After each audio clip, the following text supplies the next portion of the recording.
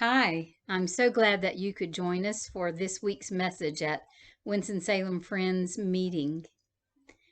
If you've never participated in a Quaker meeting for worship, Winston-Salem Friends is considered a semi-programmed meeting, which means that the message that I'm giving today, the Quaker choir, the prayers of concerns, all of that, what we're used to in mainstream Christian practice, is just half of the meeting for worship. The other half after the message is a time of sitting down and centering into silence in a time of what Quakers call expectant waiting, where we listen for our own inner guidance to give us a message and perhaps to share with us a message that all those who are gathered in worship need to hear from our own wisdom. That is what makes up the hour of traditional Quaker, semi-program Quaker practice. And I hope that after I finish this message, you may take some time yourself to center down and consider the words that you've heard and what you are hearing from your own guidance as to the wisdom that you carry within you. Thank you for being here. If you want to know more about Winston-Salem Friends Meeting, please go to their website and you'll be up to date as to what the plans are for perhaps worshiping together in the weeks to come. Thank you for being here. So the reading for today's message comes from the Christian scriptures in the book of Hebrews. And it's chapter 12, which is rather lengthy, and I'm not going to read it all to you, so I'll spare you. But I have kind of edited out what isn't pertinent to today's message, so you'll get the cliff notes of Hebrews chapter 12. Therefore, since we are surrounded by so great a cloud of witnesses, let us also lay aside every weight that clings so closely. Let us run with perseverance the race that is set before us. Do not grow weary or lose heart. Endure trials for the sake of self-discipline. Self-discipline always seems painful rather than pleasant at the time, but later it yields the peaceful fruit of righteousness to those who have become competent at it. Therefore lift your drooping hands and strengthen your weak knees. Make straight paths for your feet, so that what is lame may not be put out of joint, but rather be healed. Unlike Moses and your other ancestors, you didn't come to Mount Sinai with all that volcanic blaze and earth-shaking rumble just to hear God speak. The ear-splitting words and soul-shaking message from God terrified them, and they begged God to stop. They were afraid to move. Even Moses was terrified. No, that's not your experience at all. You have come to the city where the living God resides. It's an invisible place populated by throngs of innumerable angels and by that great cloud of witnesses. So don't turn a deaf ear to these gracious words. God's voice to Moses shook the earth to its foundations. This time God is speaking quite plainly. One last shaking from heaven to earth, from top to bottom, stem to stern.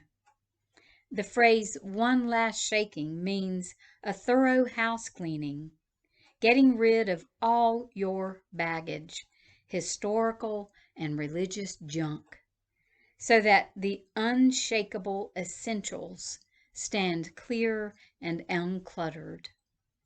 And then do you see what we've got? An unshakable kingdom. And so it is.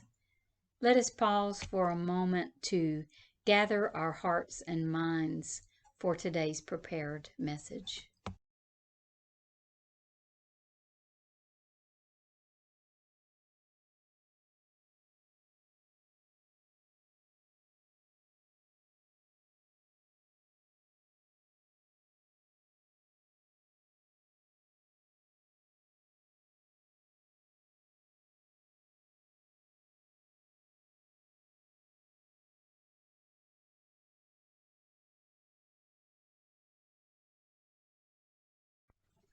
So, as I was discerning this week's message, these words kept echoing in my mind.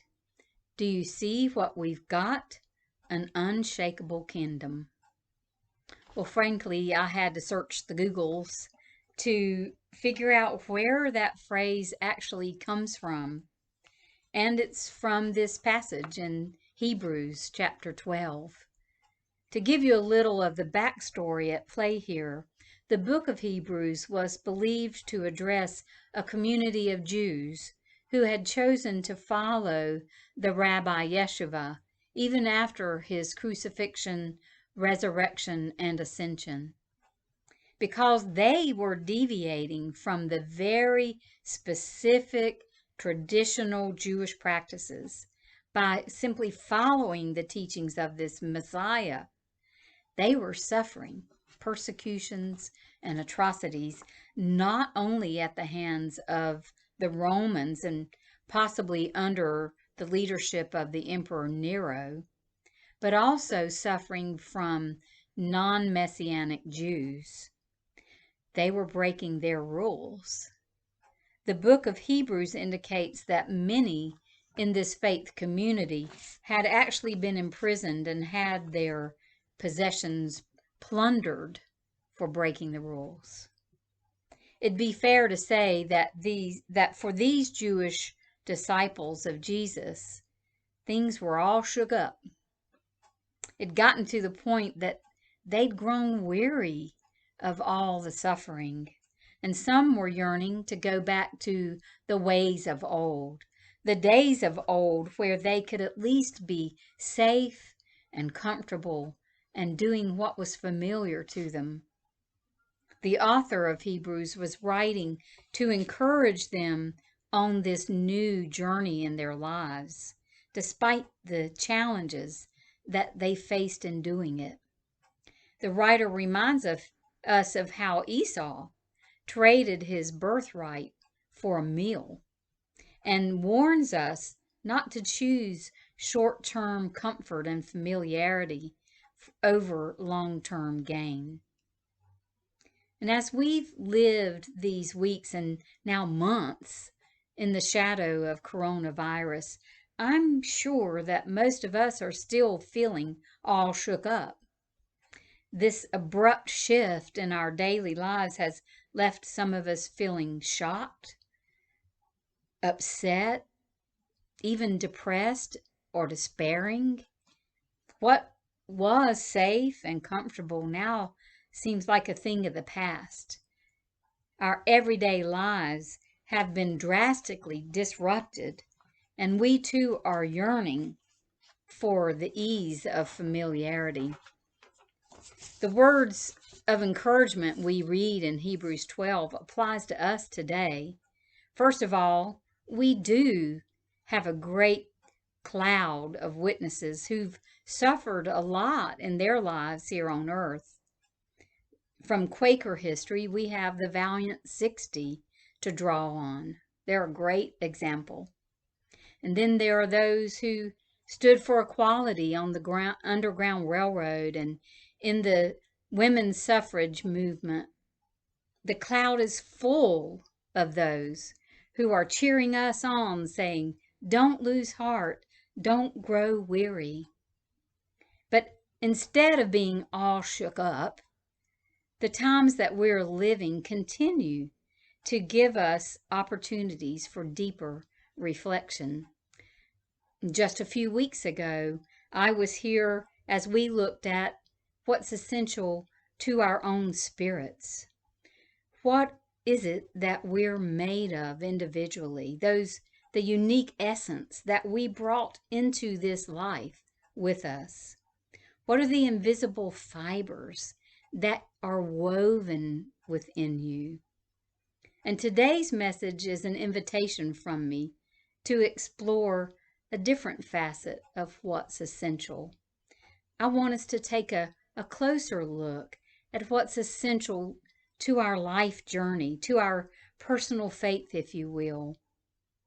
During this shakeup of what's familiar, we get to explore what is it that we're actually have been doing out of habit, especially since most of those habits have been disrupted or some have been magnified. And then we also get to look at what actually feeds our spirits.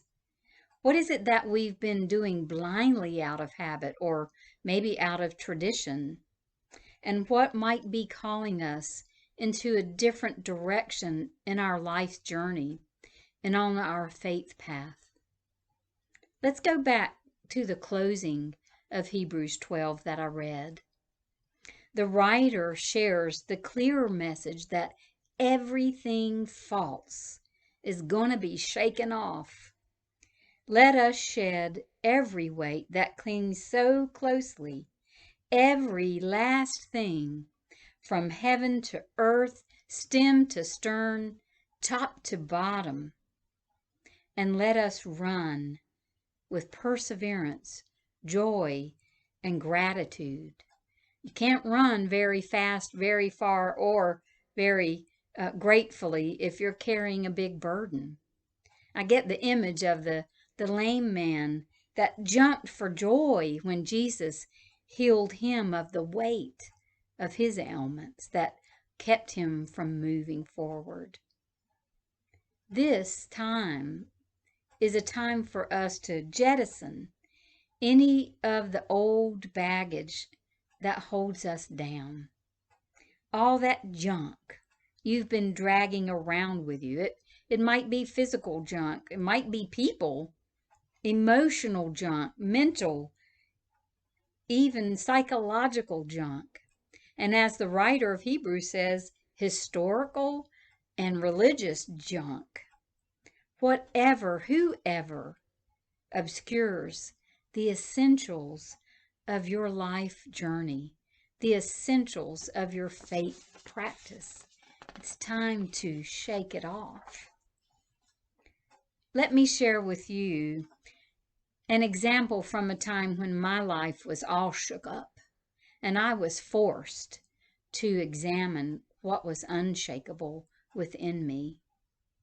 It was the beginning of April 2004, and I was 1 month, 4 weeks away from finishing my 3 years, can I say, of hell at Wake Forest School of Divinity. Talk about running with perseverance. In a matter of just 3 days, I found myself sitting at the imaging center in Greensboro in a tiny office with my spouse, Tracy, and my daughter, Carly. And we heard the word cancer come from the radiologists. Time stood sickeningly still as the three of us looked at each other in absolute shock. We were stunned. Now, before that very second, like any good seminarian, I knew the Judeo-Christian scriptures inside and out. I knew book, chapter, and verse. I knew the related stories, the related histories, the socioeconomic settings, the cultural influence behind them. I had learned a lot in 3 years. But at that moment, the very point in time that the word cancer hit my brain, all that scriptural knowledge evaporated. It was gone. It was shaken off, but it made room for the unshakable essentials to stand clear and uncluttered. And through the fog of the diagnosis of cancer, I was forced to figure out, what are those unshakable essence in my life and in my faith? For me at that time, and it still is, the love of my family and the support of my friends. It was me having, and still is me having, an authentic connection to a different God than the one that was crammed into all those textbooks. I was weary, and I had lost heart. And all I could do at that time was lay aside every weight of so many words, so much learning, and such hard work. And all I could do was just sit quietly in the presence of that which is.